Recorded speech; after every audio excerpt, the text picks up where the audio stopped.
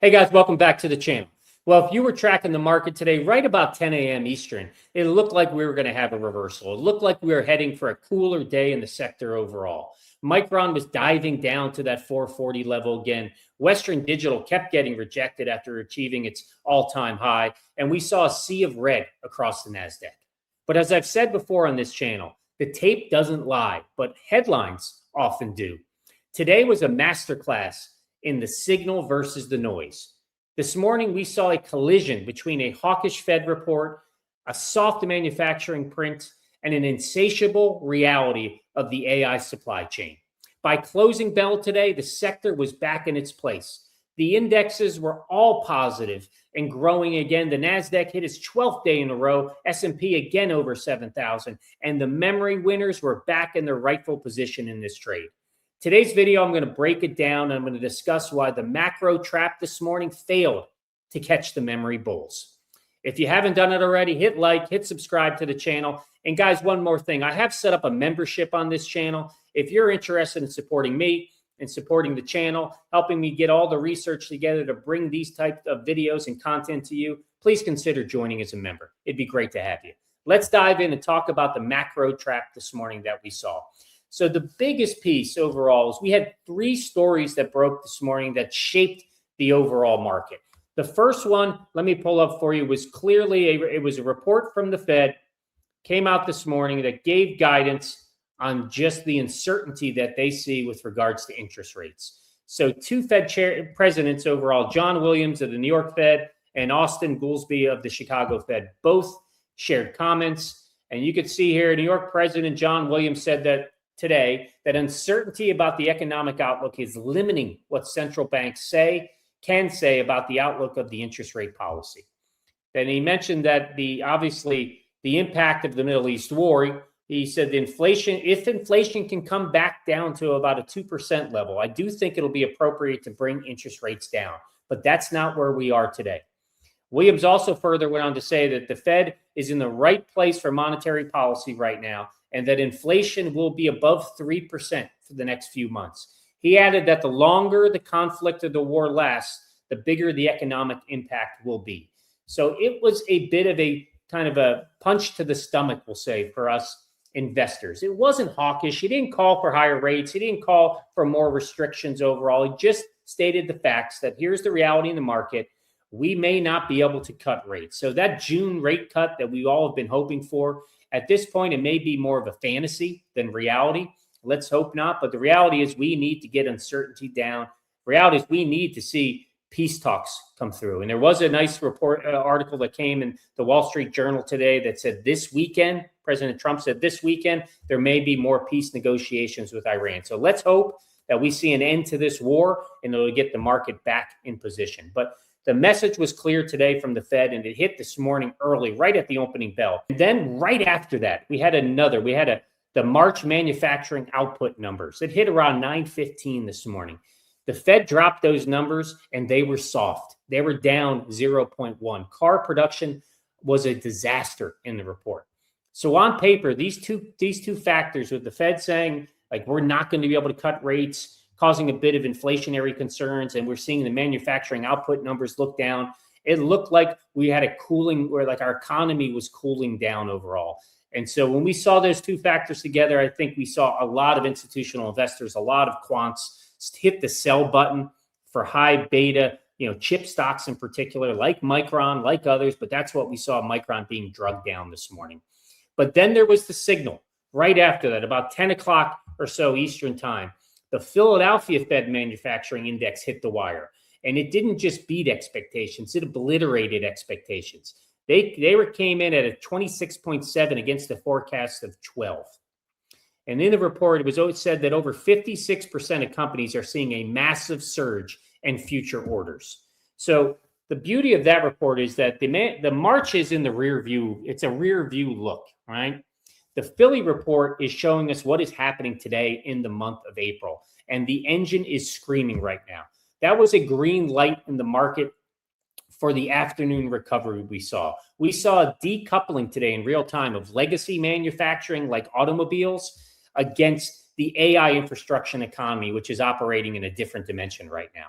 So with that backdrop in place, that set the stage today for the big three stories that I want to talk about in today's video. TSMC's massive guidance and earnings that hit the street today. AMD's breakout. They had a massive day over. And then I want to talk about this tug-of-war battle that we continue to see with Micron. I'm going to show you a report, and we can talk a little bit about what is happening with that stock overall. But let's start with the foundry that set the fuel for it all today, and that would be TSMC.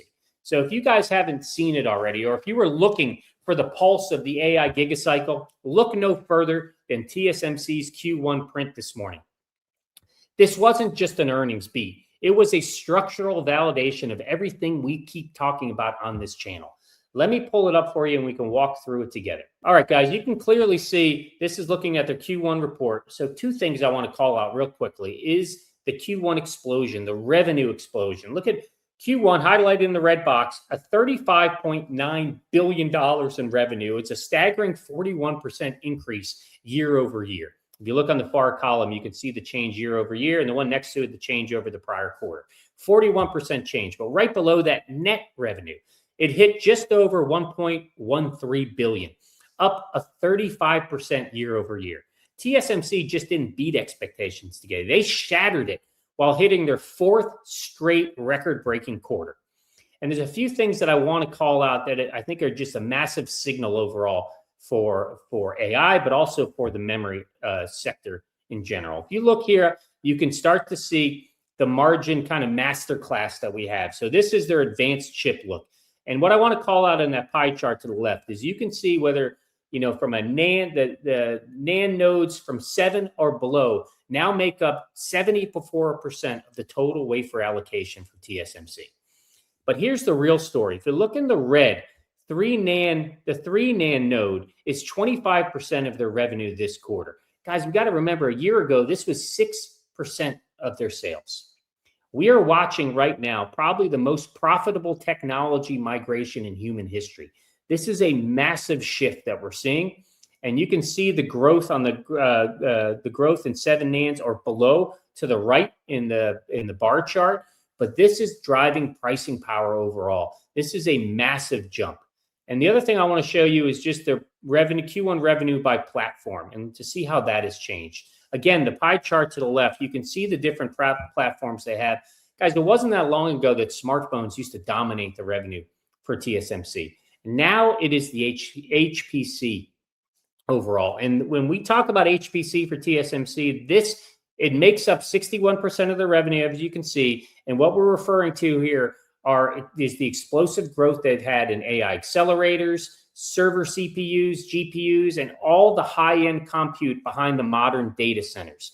So when we look at that growth, which I think they mentioned is like a 20% sequential growth, it validates the AI boom because these HCP/data center chips require huge amounts of high bandwidth memory and advanced storage. So this creates a strong pull-through demand for memory makers like SK Hynix, Micron, Samsung, and even storage players like SanDisk, Western Digital, and Seagate with their enterprise SSDs and HDDs that they need to deliver into the data centers overall. This is a huge validation of the memory sector, the memory supercycle that we're seeing overall. And we're just going to see more of this as the month goes on. There's so many strong earning reports this month.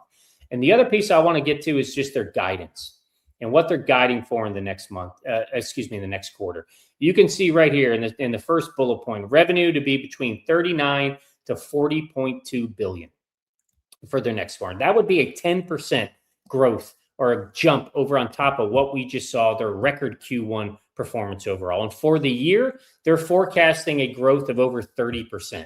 But what makes it even stronger, and it's not in the report, but it was in the comments from their CEO and their chairman, C.C. Wei, is that he confirmed their 2 NAND capacity is already completely booked for the entirety of 2026. They are spending anywhere between 52 to 56 billion in capex this year to build out 10 new fabs or facilities across Taiwan, and the US just to keep up with the demand.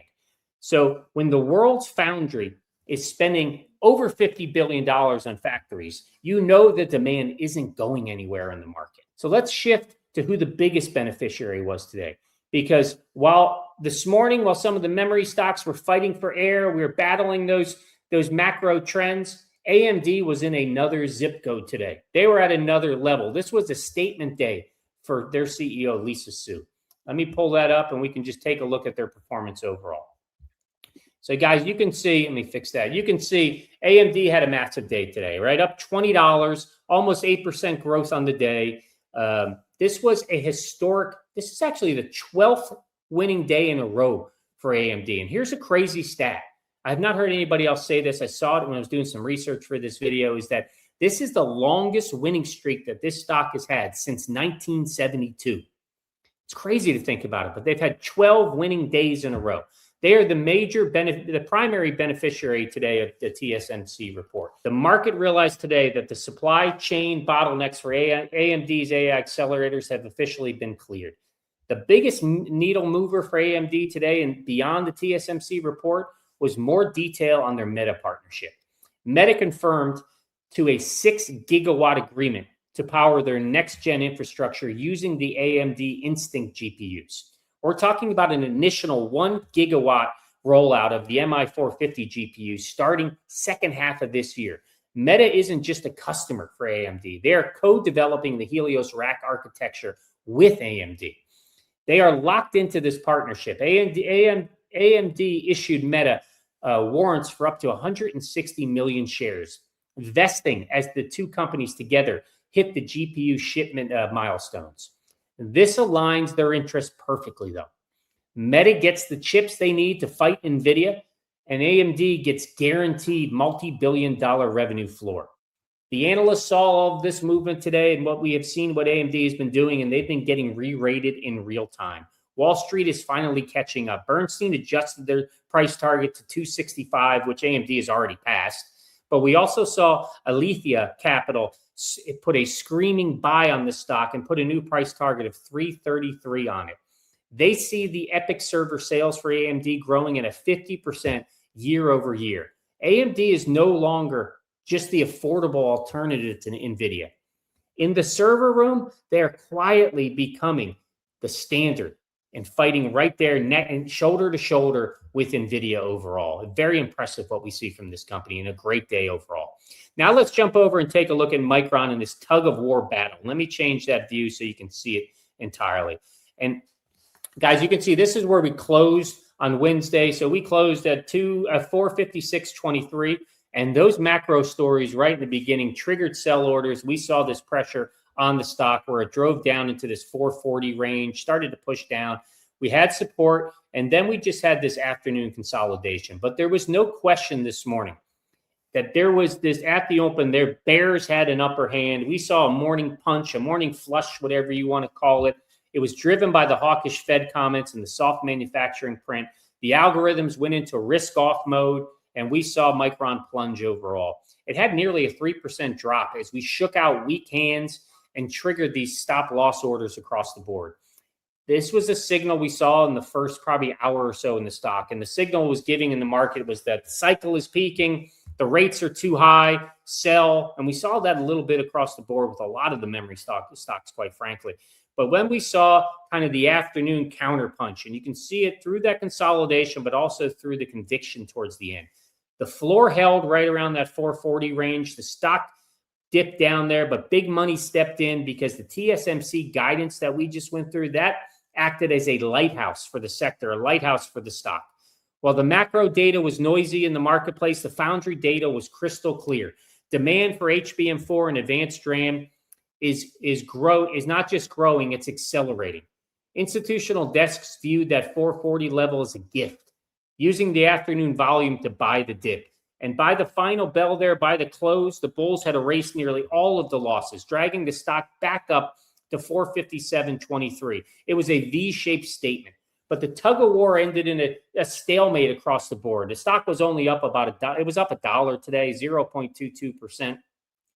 But a massive V at the end there, that was a victory for the bulls on the chart. It proved that despite the Fed uncertainty, the market is unwilling to let Micron stay down as long as the AI gigacycle remains in high gear.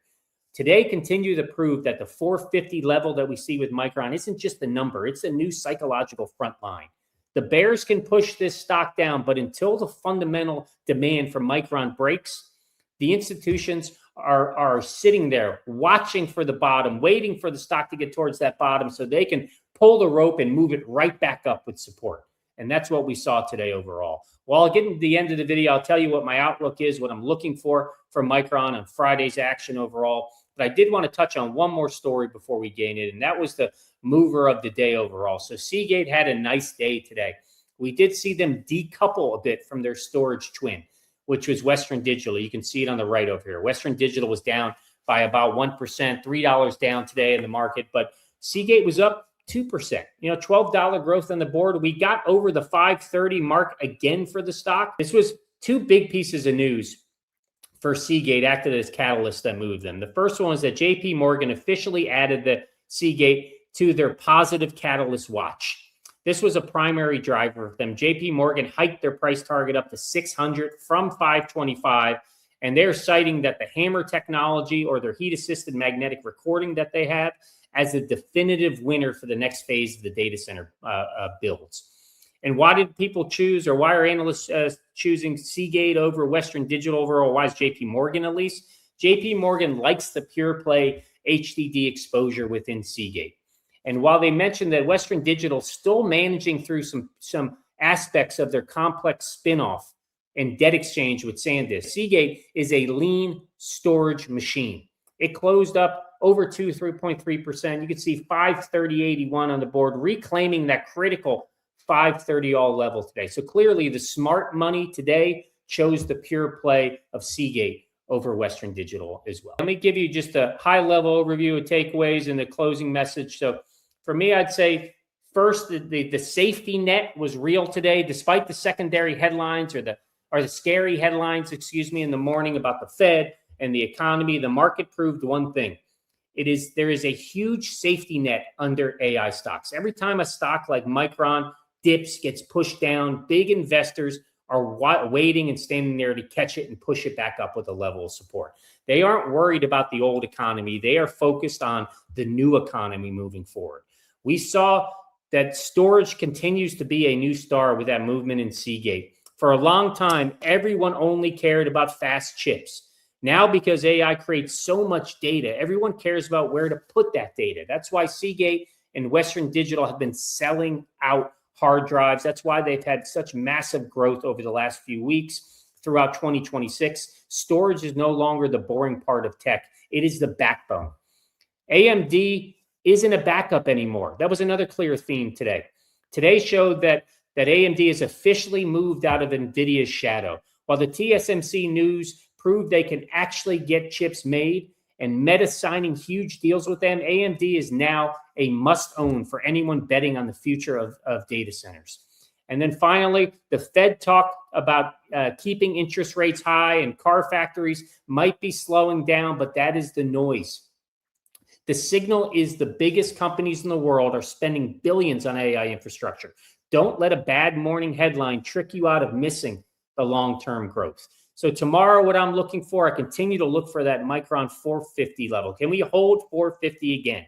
If we can continue to hold, and if we can start to move forward, I think the path for 470 may be open for us again. But let's see if we can hold that 450 at the opening, and if we can start to move forward.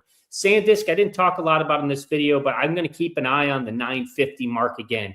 With the big index coming on Monday, tomorrow could be the last chance for buying frenzy for the funds. Passing the 950 tomorrow is a very real possibility, but is likely, but it'll be probably more because of a trap or a squeeze rather than a steady. But I would also, just to hedge the bet, I'd watch for the sell the news event in the final hours of trading tomorrow. So if you feel like if you're on the edge and you want to see if you can maximize some revenue before selling some of SanDisk, watch that final hour overall tomorrow. Traders may choose to lock in profits before the Monday inclusion rather than waiting for the actual event. I'm also going to continue to keep my eye on the interest rates. I told you that 10-year yield is creeping up. It's over the 4.3%. That's the gauge for the inflationary concerns in the market overall. Just remember that, if we see that has some concern, some pressure on stocks, but remember that tug-of-war battle that we saw with Micron today. The afternoon recovery showed us that the smart money is there, the support is there for the stocks. Keep it simple tomorrow overall. And just remember, the world needs more memory, more storage, more AI. The trend is our friend until capacity runs out. And today, TSMC, they showed us that we're nowhere near the end overall for demand in this market. I'll see you guys tomorrow. I'll be watching the opening. Stay focused on the signals in the market. Try to ignore the noise. Have a great night.